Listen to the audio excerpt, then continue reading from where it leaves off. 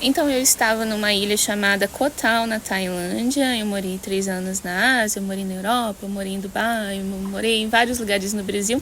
Então as pessoas me chamam de nômade, eu acho que me incluo nessa categoria. E nessa experiência particular, eu sempre também vou buscar estar próximo do roteador da internet para poder trabalhar. Então eu encontrei um quarto que tinha um roteador do lado da porta, o quarto era lindo.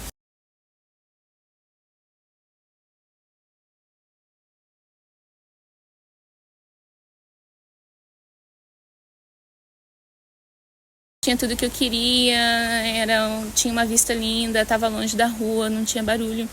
E eu escolhi aquele quarto. Então eu desfiz minhas malas e eu ia ficar lá 2 meses. Né? Tinha um quarto com uma partezinha de fora assim, com uma pequena cozinha. E muito bonitinho, piscina e tudo mais. Desfiz minhas malas, né? E o ar-condicionado sempre ligado, porque lá é muito calor. E quando resfriou o quarto, e resfriou muito.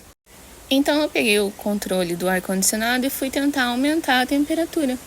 E não funcionou, não fez nem o barulhinho lá de pi-pi, sabe?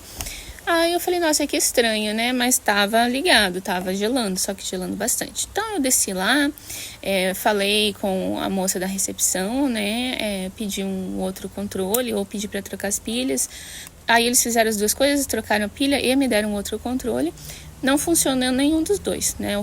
Eles até abriram o outro quarto para mim do lado, e os 2 controles funcionaram no ar-condicionado do lado.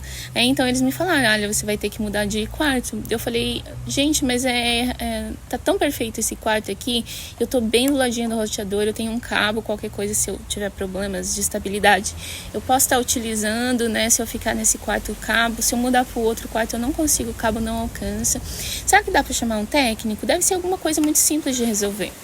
E era baixa temporada, então tinha quartos disponíveis. Aí eu falei, insisti, né? Eu falei que eu gostaria muito de ficar naquele quarto, se possível, me desse um cobertor a mais para passar a noite. Daí no outro dia o técnico viesse, ele podia consertar. Deve ser algum mau contato que tá dando entre o ar-condicionado e o controle, né? E tal.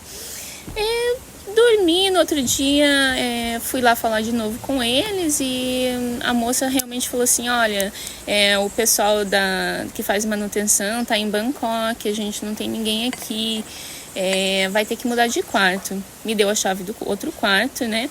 E eu falei pra ela, e se eu encontrar alguém, tudo bem se eu chamar um técnico pra ele ver o que tá acontecendo e resolver o problema, eu posso pagar.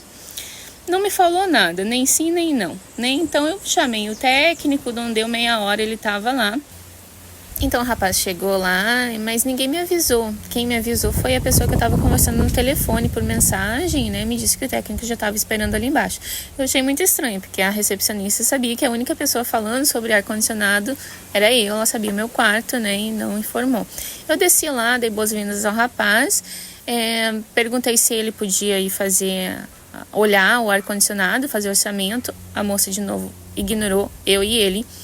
Ele foi lá, fez o orçamento, viu que tinha uma pecinha que tinha que ser trocada, me disse o valor, que eu acho que era entre 30 e 50 reais. E eu falei pra ele, não, tudo bem, deixa eu só pedir autorização aqui pra moça da recepção pra você poder ir lá buscar a pecinha e fazer o serviço. Quando eu falei pra ela que ele tinha identificado o problema, que eu ia fazer o pagamento, se ela podia, por gentileza, autorizar, ela não falava nada, ela não me respondia, não respondia o rapaz. E às vezes pode acontecer de ser algum problema de idioma, eu falando inglês, às vezes a pessoa não entende, eu não falo a língua local.